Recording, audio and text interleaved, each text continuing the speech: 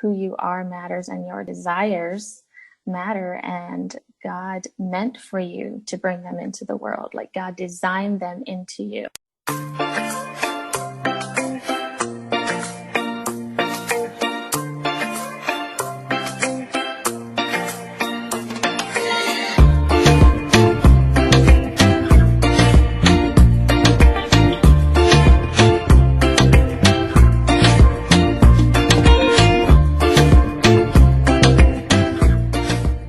Gina, thanks for joining me this morning. Would you rather me call you Regina or Gina? Well, my given name is Regina, but everyone calls me Gina now, so Okay, go with that. I'll just go with Gina because that's what I know you as, and Regina sounds way too formal. Pretentious, right? Yeah. Gina, I should have prepared a whole list of an intro because, what are you? Mom, wife, entrepreneur, world traveler. Yes. What else? Food connoisseur. Gina prepares some really, really pretty and tasty dishes. My only thing is she never makes enough for me. But I don't know if anybody could do that. That's a tall order. Very true. Very true. But yeah, Gina, I'm really excited that you agreed to join me today. And I just kind of want to talk about your life journey, and hopefully someone can get some inspiration from it. I think a lot of people can. So just to start off, let's just kind of talk about your early life and like growing up. You grew up in Ohio, and what was life like growing up in Ohio? And were you Amish, or were you just Mennonite? I really don't know. Like, I'm asking that. Well, it's a little bit of a complicated question to start off with because a lot of people, you kind of have this box for Amish and this box for Mennonite. And when you say you're something in between, it's a little hard to define. But I grew up in Kentucky, actually. I lived there until I was 13. So I say I kind of grew up in there, but I guess half of my growing up years were in Kentucky, and then the other half were in Ohio. So in Kentucky, my parents had left the Amish about the time I was born because they got born again. And so they were excommunicated from their church. And so they moved to Kentucky along with like a group of family and friends that had also left the Amish church at the same time. And so they started a church that was really very unique at the time, I guess. It was, of course, they had still so much Amish conditioning. Some people drove cars, like my family drove cars and had electricity, but some of the families in the church, still used horses and didn't have electricity. And everyone dressed more or less Amish, I would say, very conservative with the coverings and the long dresses and that kind of thing. Okay. So, yeah, if that helps. Yeah, it does. And I know the waters get murky when people ask you, what's the difference between Mennonite and Amish? And it's like, there are so many different. So many. Yeah. Yeah.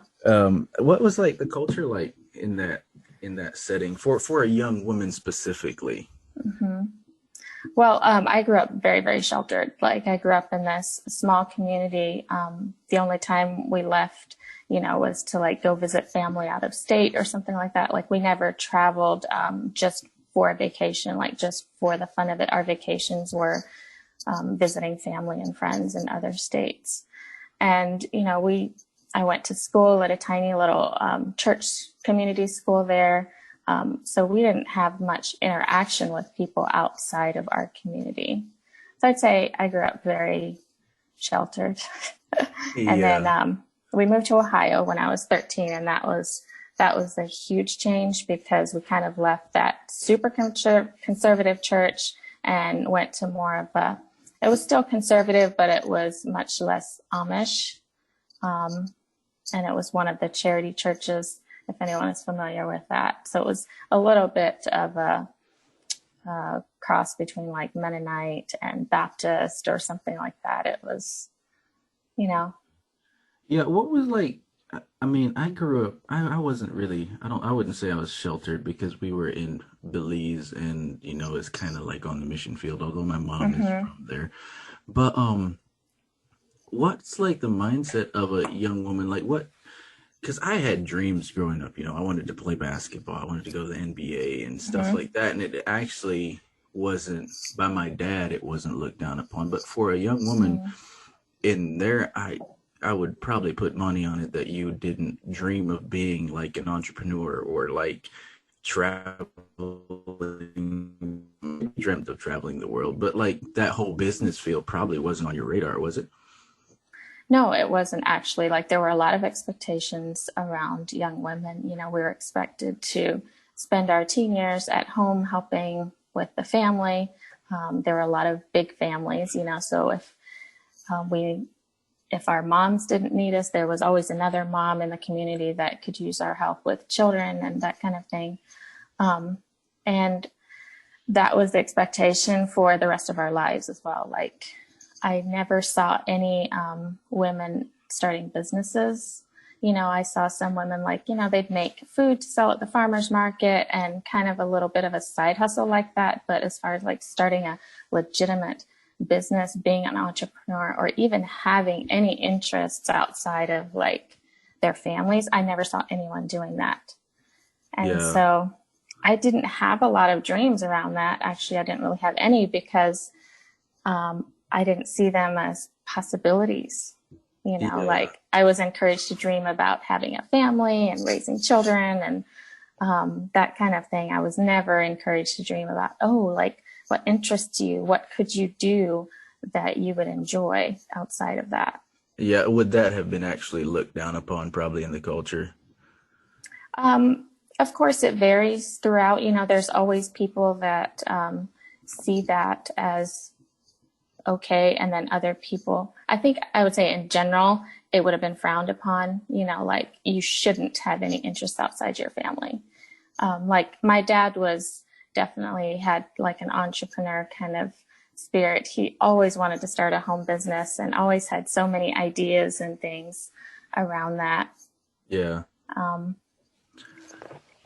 So would you say you probably would your dad have been like an influence in that aspect of your life, like growing up?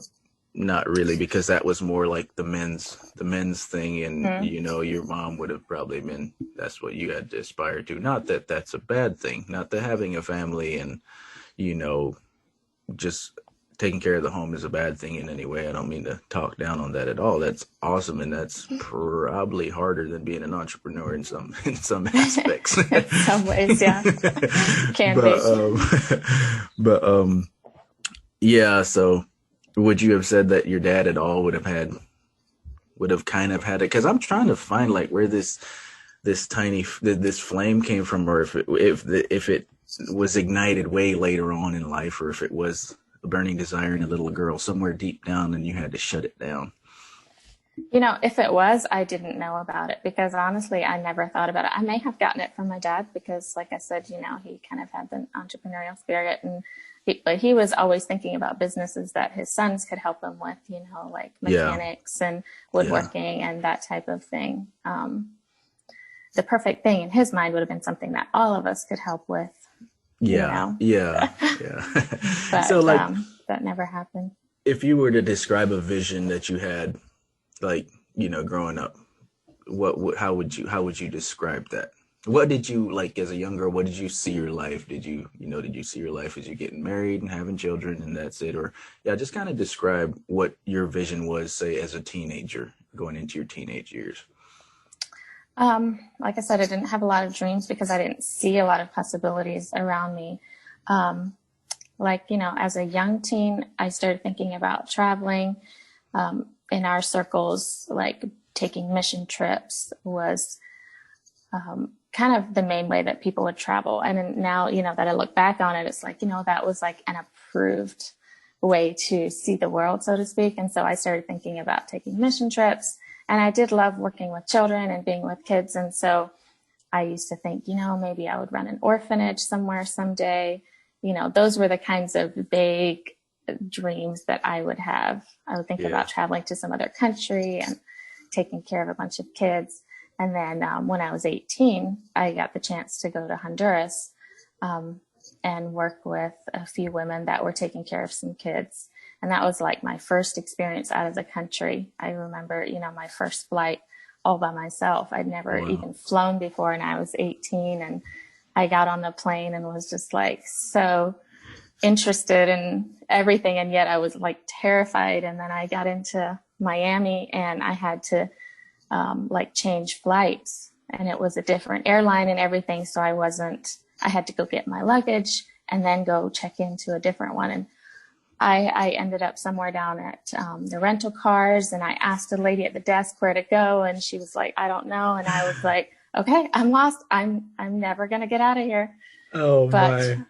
then I kind of pulled myself together and was like, you know what? I have to. Like, nobody here is going to help me. So I Yeah. did, and I made it. Wow. Wow. That's awesome. Um, so yeah, so then after that, like my experience in Honduras really kind of gave me that urge to like, okay, there's so much out there to see. There's a much bigger world than I ever dreamed there was. And I need to figure out a way to go see it, to Yeah. experience it, you know? So that really kind of, I guess, woke me up in that way, that I was like, okay, there are possibilities that I didn't know about. Yeah. Yeah. Okay, let's kind of transition into business, but I feel like I left out on the questions I sent you. I kind of left out like a key part, because how did you meet Jay?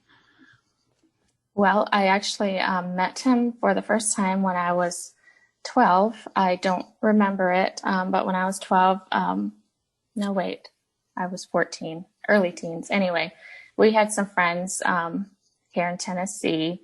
And so my family stopped by to visit them when we were on a trip somewhere. And my sister Becca and I ended up staying with them for a couple days. And it was just like half an hour from Muddy Pond. And so they brought us over here to Muddy Pond one day and took us to the leather shop and everything. I don't remember Jay specifically at all. He wasn't But he wasn't that impressionable. he did.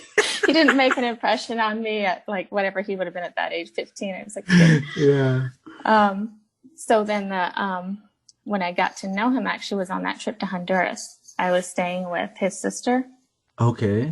and his aunts in Honduras. And at that point I was 18. So he would have been 22, something like that. And he and his brother came down for a week that summer that I was there.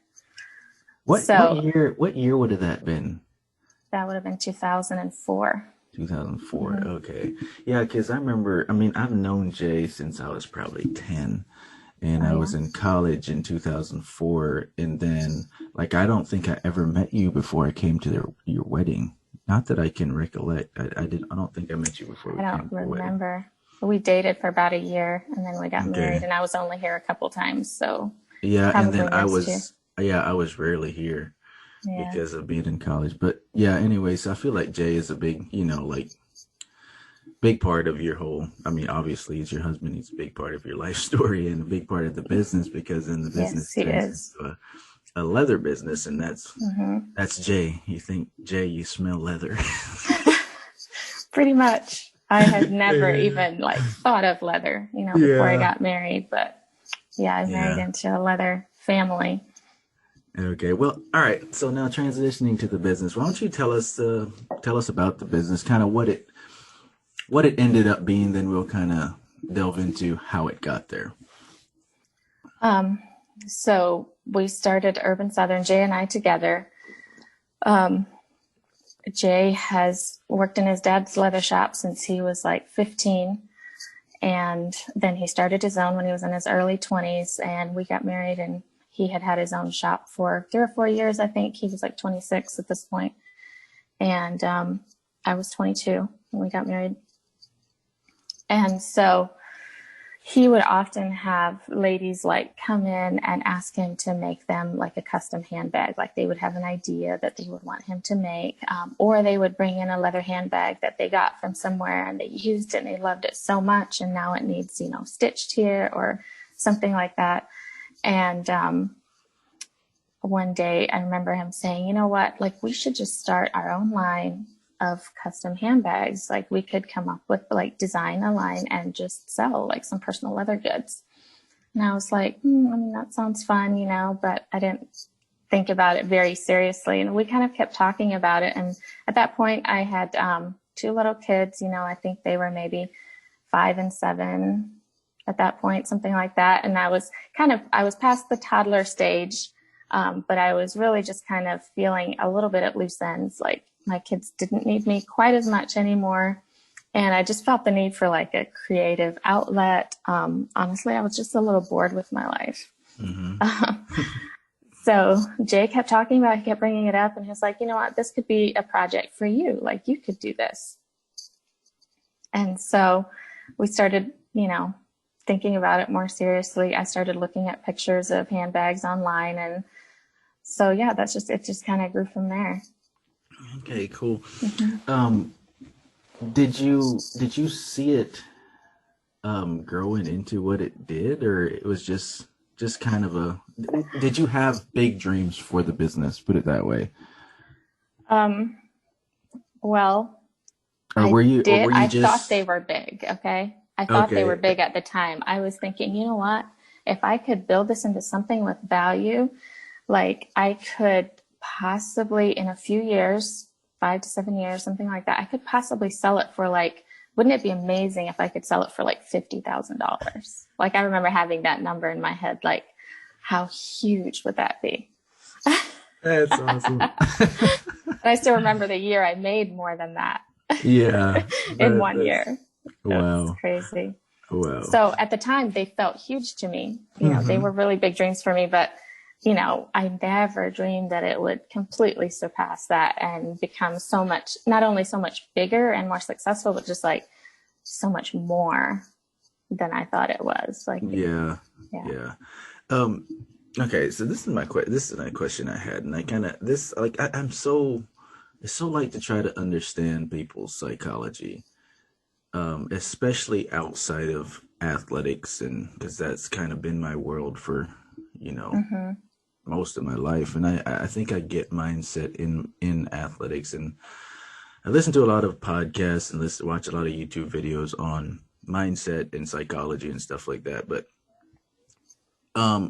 my question to you is, like, I'm really good friends with Jay and you, and so like right around the time, I don't know if it was exactly around the time that the business started, but I did notice a big change in you specifically. Like I noticed a lot more confidence, and I have something that I tie it to, and it has to do with Jay, and we've talked about it, but not to go into that. Like, from your standpoint, was your self-confidence, did it take place as a result of the business, like taking off, or did the business take place as a result of the change in your self-confidence? I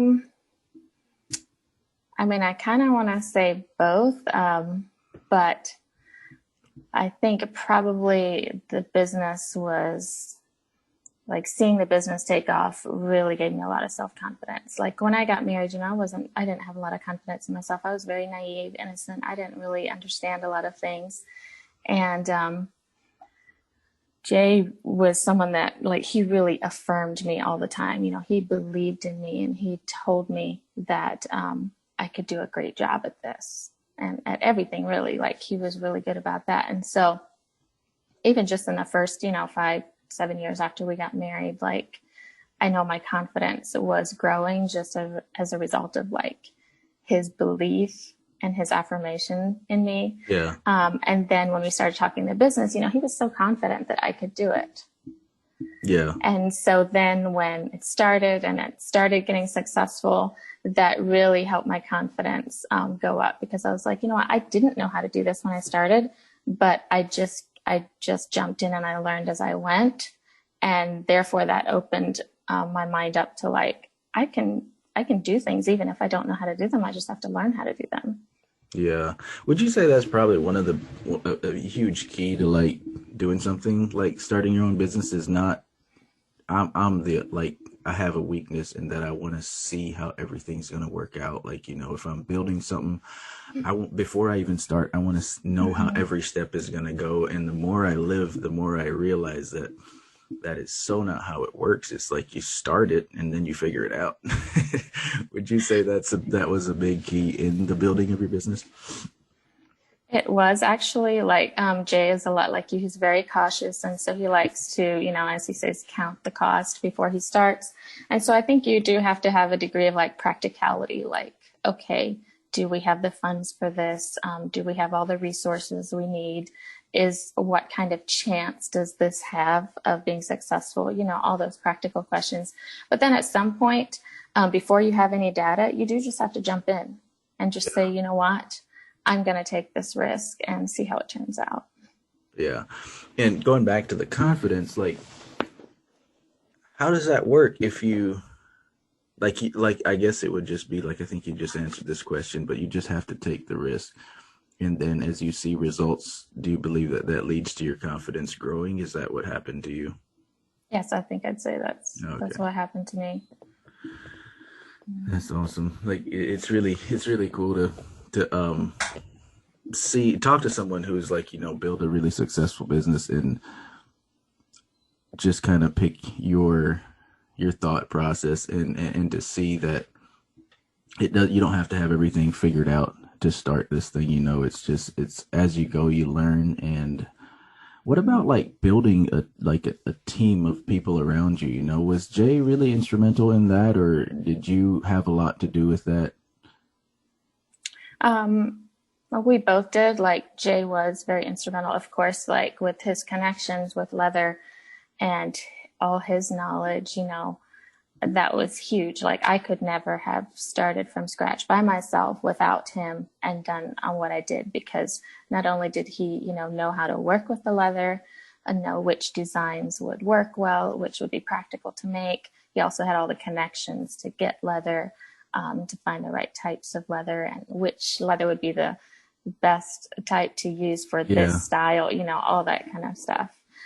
So as far as building a team, like, that kind of happened along the way. Like, I honestly never thought, oh, well, I'm going to hire a bunch of people. And I thought, I could do this. Like, Jay had a small shop that in the beginning was building everything for us. And I was like, I can do everything else. I can sell these bags online and ship them out, and that'll be all we need, Yeah. So that kind of happened along the way. Like, my sister moved in and started working with leather. And so we decided to have her start building all the bags in-house, which made everything so much simpler, Okay, for so the process. before that, you would outsource the building, like someone else would build it? Yeah, for the first year we did that. Okay, and what year would you say you guys started? It was in 2015. Sorry. 2015. Yeah, and then when did you sell it? In 2000 and let's see, we started in the spring of 2015. I kind of started working on it late 2014, but we launched everything in May of 2015, and then I sold the business in September of 2019. Okay, so about 4 years. So it was, going on 5 years. Okay. Something like that. All right, cool. Let's talk about the New York Fashion Show, man. Like, that's crazy. Oh, and then you did have what TV station came out all the way to Little Muddy Pond? And I know. Can you believe it? Yeah, tell us about that. Tell us about the big moments. Okay. Yeah. So the fashion show, that was crazy. Like, that was something, even, me as someone who dreams very cautiously, I never even thought of doing a fashion show, much less in New York City, Yeah. So one morning I got this email, and it was from this guy that he works with a platform that like puts on these fashion shows in New York City. It was called Art Hearts Fashion Show. And at first I thought it was spam, but it come, to my inbox. And so I skipped through it, and I was like, well, this is odd. Like, how did he even get our information? And I think it must have come from Instagram, because they emailed, the one that we had on Instagram. And I just randomly, I don't know if they just troll for designers, obviously send us an email. And like I said, at first I thought it was spam, and I didn't really take it very seriously. I did look up the platform. I found their website, and the guy's name was on it. And I was like, okay, so, this is actually legit. Like, they do have a real company and all that. So we just kind of talked about it off and on. I didn't really think of it as like, oh, we should do this immediately. But then the more we talked about it, Jay and I, and our team, I was like, this could really be a way to like build some credibility with our existing audience. And it could be a way to make some new connections. So Yeah. I finally decided just to jump in. And honestly, I was terrified. I remember telling Jay, this is the scariest thing I've ever done in my life. So I designed a whole line to debut at the fashion show. And I think we did like 5 new designs in just a few months. And wow. so that was when we hired another person like to work part-time in the leather shop, because we were like, okay, we're going to need some help. We didn't really have any idea of like how good it would be for us in terms of like more sales, but we wanted to be prepared, so we packed up and went to the fashion show and had a fantastic time. Several of our friends flew in from out of state just to be there and support us. And we had a grand time. We met a lot of people there, but we didn't end up getting a lot of connections, like I thought we might. It was definitely like a smaller platform, there wasn't huge. There weren't any big names there or anything like that. But just like meeting some other people in the fashion world and, watching my designs walk down the runway on all these models, and then getting to walk down the runway and take a bow, with the other designers. Like it was a big moment. Wow, that's crazy. I mean, so you said, were you the main one that would come up with the designs? Yes. Mm-hmm. Okay. I would always have the concept for the design, and then either Jay or my sister Ruby, after she got a little more experience in leather, they were the ones that I would work with. I would say, hey, I have this idea. I want to make it to where it looks like this. And then they would help me figure out how to actually make it in leather. And some designs were like easy. I remember the market tote, one of the most popular designs, one of the first ones we did.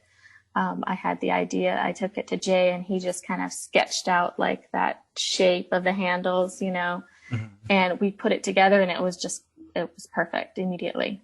But some others, I'd have a little more of a vague concept, and then it just took a while for it to like really work through all the details of it and figure it out. But yeah, that was a fun part for me. Sorry. Did you this just kind of popped in, these designs just popped into your head, like you just plucked them out of thin air? How'd that work? How does that work for a designer, Because I have ideas, and it's like, man, I don't know about that. I can only imagine what ideas you have. You just have to go with it, huh? I probably have some hits in my head, Gina. Don't make I bet you do. I bet you do. I believe in you. Thank you. So I would troll Pinterest and Instagram and online, and I would see a design, and then I would get an idea for how I could make it my own, So I would see like the base concept of, like this size or this kind of a little bit of this shape, but then I would make it my own. And so, after a while, like I started noticing handbags everywhere. Every time we travel somewhere, go somewhere new, I would see handbags everywhere and just be thinking like, okay, so we don't have one in this size yet, and we should do like another tote, or we should do like another crossbody. Like this is Isn't that weird how that works? Mm-hmm. When you start working with something, or you have experience with something, everybody just starts having the thing that Yes, it's like, you start seeing it everywhere. Everywhere. This because like I've done so many metal roofs in my life, and like seriously, if I look at a house, the first thing I see is the roof. Like I won't like, and I just it's just built in. I don't know why it is. It's just like, I hate that roof design. Oh, that one would be easy. It's like I'm totally missing the beauty of the house. It's just only the roof line. Tell us about what TV station came out to the shop? Oh yes, Fox Business. Fox Business. So one morning, we had done this pitch to another business that was telling featuring small businesses, and Fox Business saw the pitch and reached out to us. And so we had a phone call one morning, and they were very interested. They said, we just have a very, very unique story, and they're like, when can we come film? So that first phone call, we made a date. I think it was like 2 weeks from then. Oh, wow. And two guys flew here to Muddy Pond, Tennessee from New York City. They drove out from Nashville and spent the day here. I think we filmed for like 5 or 6 hours. You know, Oh, they took wow. some like B-roll shots around the community, and then went to the shop, and they took a bunch of, they filmed quite a bit of like the process, you know, making the bags. They were very interested in that. So my battery's dying. And then we went to my office where I also had like, which was in the basement of my house. I also had like all the inventory and all the boxes and everything. I did all the shipping and everything there. And so they filmed like interviews, and then that was it. They were really nice. We felt really comfortable with them, just had a good time. And then like they said it would air in, this was in October, and I think they said it would air in November sometime, but they didn't even give us a date or anything. So one morning, my mother-in-law, Treva, texted me like at 8 o'clock and was like, "Hey, your feature looks great." And I was like, "Where is it? You saw it first." So I just Googled Fox Business Urban Southern, and there it was. It was just like, I don't know, was it an 8-minute thing or something? But I watched it through. And then I checked I watched it through. I checked my email. It had been live for an hour, and we had like 25 new orders in that hour. And at that point, we were getting an average of like, I think 25 orders a week, unless we did a sale, you know. So I was like, oh, wow, this could be bigger than I thought it would be. So I just all day watched the orders roll in. I think we had, I don't remember what we had how many we had that first day, over 100. They just kept rolling in. And then the next week was our Cyber Monday sale. And so we had already planned this, you know, but that day was insane. Like we've never gotten as many orders that day as we did. And all of November and December was like that, like just crazy. Like we were back ordered on a couple designs. The girls were, you know, working long hours and building as many bags as they could. And it just felt very rewarding. It was like, you know what, we've worked really hard and we'd kind of set the foundation for all this, right? Yeah. And so I think that's why we were able to handle it as well as we did, because we had laid the foundation for all these things and had everything in place to be able to handle it well. At least I think we handled it well. I remember like, I think the day before Christmas break, like we shipped out our last back ordered items and headed out to Christmas break. It felt very rewarding. So what year was this? This probably when it really turned the corner, I would say, huh? And yes, what year Fox was it? Business. That was like what made the difference in our business. Like at that point we were sustainable. But Fox Business is what really took us over into the profitable. And that was in 2017. Okay, so you'd been operating for about 2 years. A couple years, yeah. Yeah. In 2017. And so like orders slowed down a little bit toward the new year, but we had grown, you know, like 300%. And so throughout the year, like it just kept growing steadily, like slower than it had, you know, right after the feature, but still it was like a steady growth from where we were. Because we, you know, of course, gained a lot of new customers, a lot of new followers, and it just kept growing from there. Yeah, that's a really amazing story. I know. So it's kind of the biggest, what do you think what did the business teach you about yourself, or what was the biggest thing you learned from it? Good question. Like, I feel like I learned so many things, not only just about business and running a business and working with people, but also just about myself.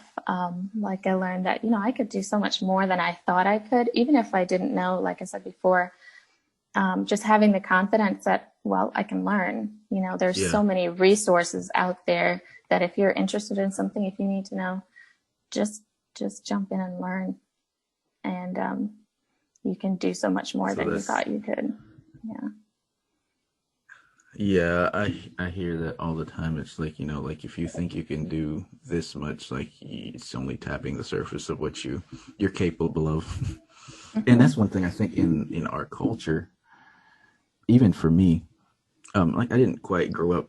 I don't know if I would say kind of Mennonite, you know. In Mm-hmm. Belize, they would say I'm a Mennonite, but it's.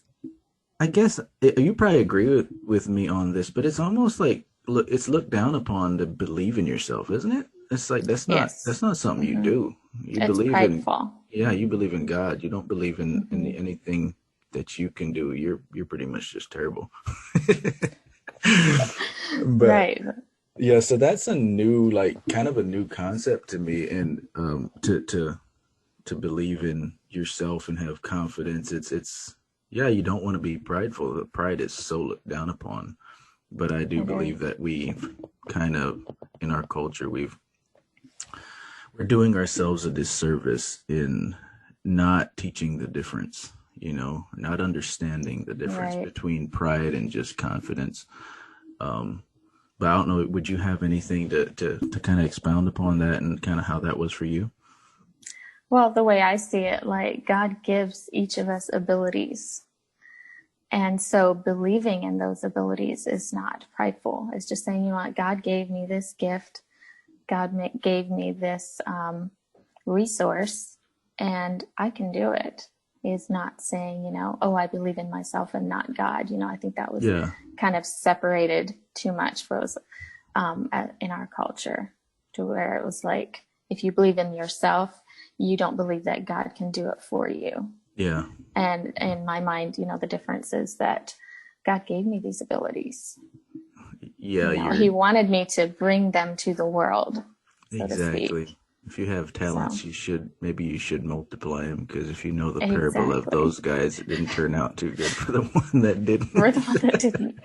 Good point. Yeah. Um, let's go to, let me think, which one we want to ask first. Let's go to the, what would your advice be to young women growing up in the culture that you did? Like if you could, you know, have a group of them to talk to, a group of young Ginas, what would your advice be to them or your Honestly, I would words to them? love that. Um, I think one of the biggest things I would love to tell them is that like your desires matter. And I think it kind of flows from what we were talking about just a minute ago. Like I believe in God. I believe that He places these deep desires into our hearts. And I'm not talking about like wants or wishes, you know, those are different. These are like the deep desires to matter, to make an impact in the world, to like leave your mark, so to speak. Hmm. And I like to tell them, you know, that that matters, like who you are matters and your desires matter. And God meant for you to bring them into the world. Like God designed them into you. God gives each of us a medium. Like we're all artists. We all have an art form, right? Some of Yeah. us bring our creativity to the world through leather handbags, and Hmm. Jay with his leather and you with your metal roofs. And um, some people bring their art to the world in paints. You know, some people bring their art to the world through food. Like my sister recently started a business making these gorgeous little macaron cookies. And that's what I would love to tell young women is that, you know what, this matters and you can find a way to bring it to the world. Like, don't discount it. You know, I think there's ways of being practical about it. Like, will this work? You know, can I actually do this? But don't just discount it. Like, it's worth exploring. Yeah, that's powerful. Mm-hmm. What's next for you? Is there another business, or is it you're going to, aren't you doing school I right now? am. Yeah, so what tell us, like, what kind of what's next? What's your next life? Would it be dream, goal, whatever you want to call it? Well, I have a lot more of them than I used to. I think about starting another business all the time. Honestly, I would love to start another business. I feel like this time I would go into it with so much more like knowledge and understanding of like, okay, now I know what it takes. And I Hmm. know that if there's something I don't know how to do, I'll figure it out. So I think about starting a business around something to do with food because, like you mentioned, I love food. Food is maybe my art form, one of them. Yeah. So I think about that. And one of my dreams has always been to be like a travel writer, to travel and write for a magazine like around food and travel. So in my mind, that would be like the perfect job. I I don't know about the writing, but I could do the traveling and food like that. I That was also love to write. Yes, right? that. Yeah, you wouldn't. Yeah, I could tag along for the food, not the writing. But I know. Jay talks about that too. He's like, can I come along for the food? So I don't know. I don't have any specific plans to do that right now, but I think, you know what, sometime in the future, like right now, I am focusing on finishing my degree. I'm getting my degree in psychology. awesome. And so I also think about having a career in like working with people is my goal. And so the whole travel food writer thing, that's probably going to be like my just for fun thing. Yeah, kind of a more of a hobby. Yes, Is exactly. it you're doing an online degree Yes. from what? Liberty University. Liberty. Yeah, I thought it was Liberty. I wasn't 100% sure. Is it a 4 year degree? What kind of degree is it? And it's an undergraduate 4-year degree, but like I started, this is my 3rd year, but I've only been doing like one class at a time. I haven't been doing full time, so I'm getting close to halfway. It's going to Awesome. take me some time, but I feel like, Yeah. my kids are still small enough. I don't want to, have another full-time job right now. This is a good time for me to just kind of pick away at my Yeah. credits. And in a Yeah. few years, when my kids are older, then it would be, then I could do something with it. Yeah.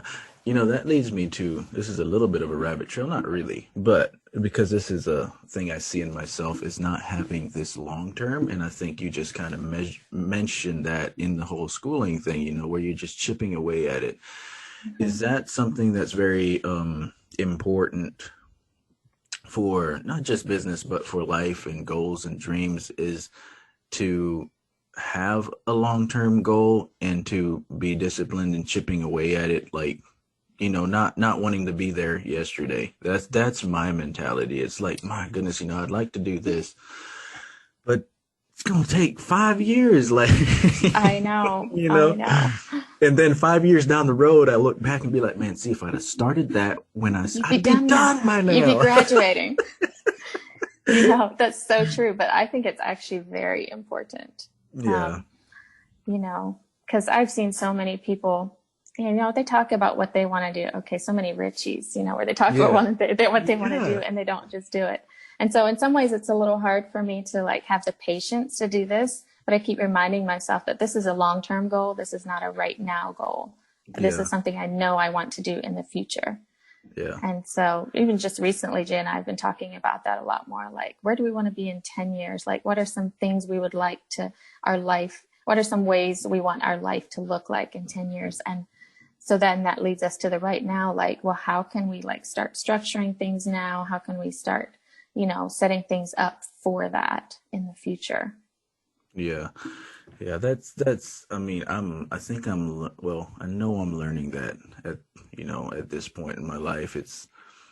I was talking to Jay just a few weeks ago and we went to Kentucky together, and it's like, I've been doing some soul searching, and that's one thing I realized is I had a dream growing up and I wanted to play basketball. Like that was all I wanted to. And I could see myself doing it. I could see myself. I didn't want to just play basketball. I wanted to play Division I basketball, get a scholarship. And I look back at my life and I did these things. I accomplished that. And then I look at my life afterwards.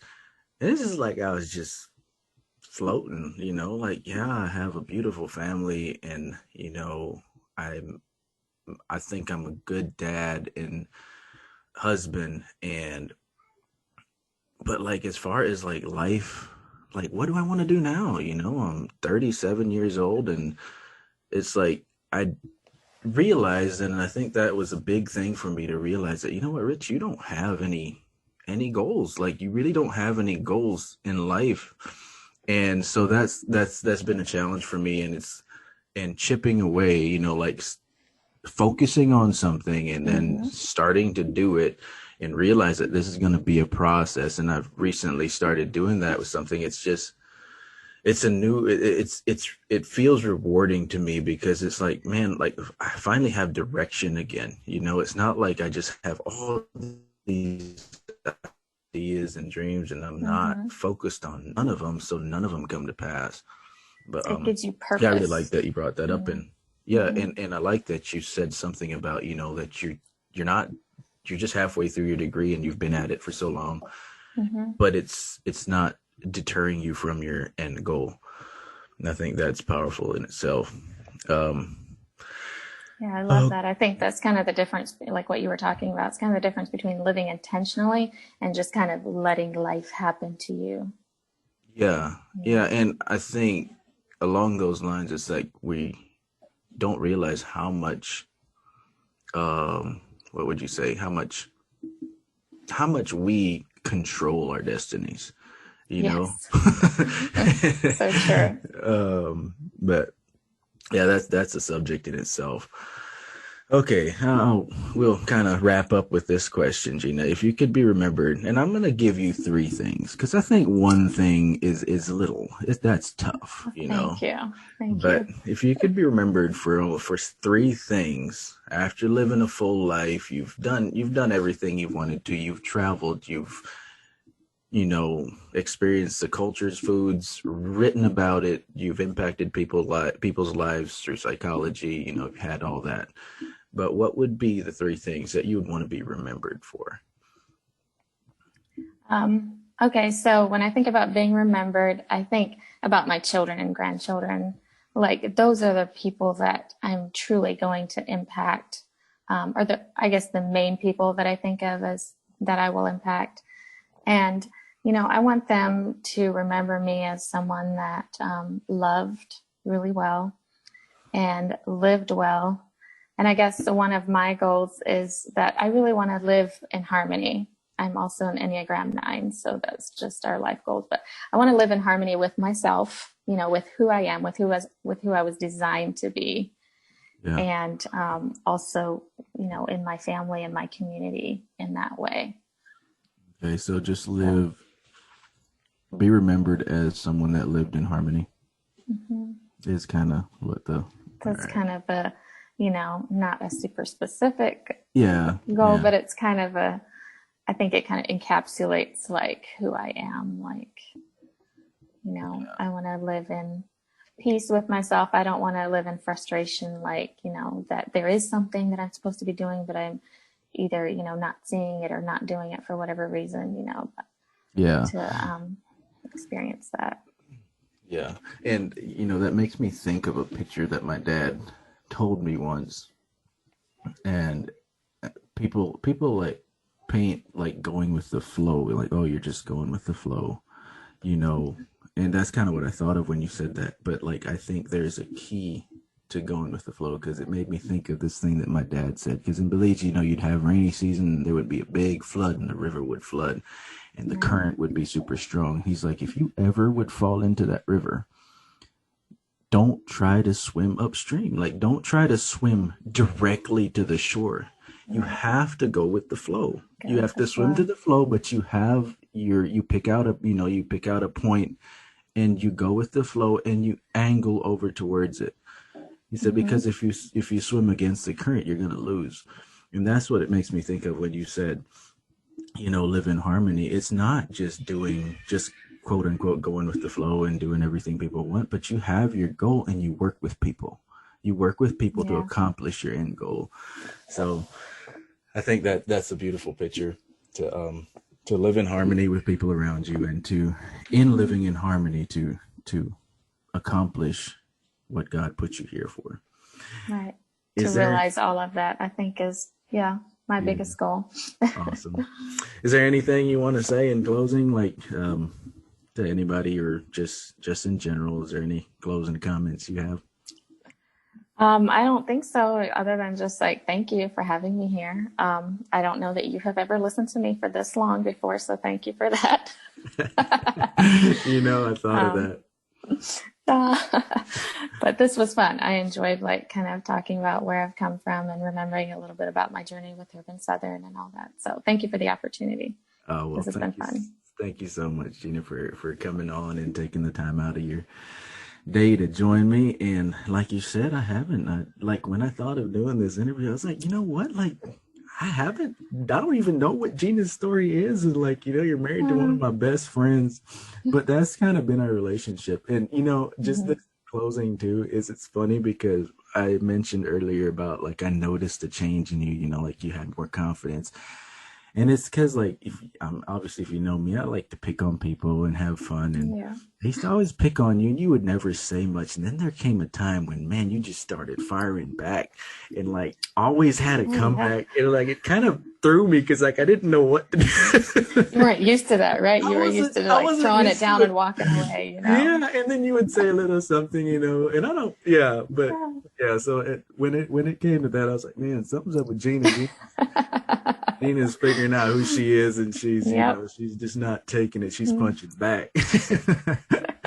That was really fun. It's really been fun, just watching your transformation. I guess I'd put it as a good way to put it. Yeah, into you know into what you've become, and the confidence you have, and the wife you are, and the mother you are, and the everything that you've accomplished. And I just want to like commend you on that, and Thank say you. that It means a lot. it's inspiring to me, and I know it's inspiring to a lot of other people. All right, Gina. Well, we'll end this now. Thanks so much again. Okay. Thank you.